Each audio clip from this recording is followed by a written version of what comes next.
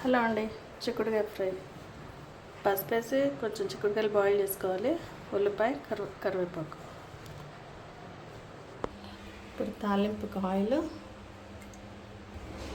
ఆవాలు, జీలకర్ర, చిక్కుడుకాయ, ఉల్లిపాయ, లైట్గా పసుపు వేసుకోవాలి. ఒక 5 minutes వేయించుకోవాలి. వేగుతున్నాయి. మనం వెల్లిపాయ కారం రెడీ చేసుకున్నాం. 5-6 వెల్లుల్లి రెబ్బలు, కొంచెం జీలకర్ర, టేస్ట్ తగ్గట్టు ఉప్పు, కారం. అంతా కచ్చా పచ్చగా మిక్సీ పెట్టాలి.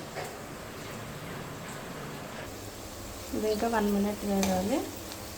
అది అయిపోయింది. ఇప్పుడు కారం వేయాలి. ఫైనల్ ఎల్లిపాయ కారం వేసేసి ఒక 2-3 seconds ఉంచేసి డిష్ అవుట్ చేసుకోవాలి. చిక్కుడుకాయ ఫ్రై ఎల్లిపాయ కారంతో. మీరు కూడా తప్పకుండా ట్రై చేయండి ఫ్రెండ్స్.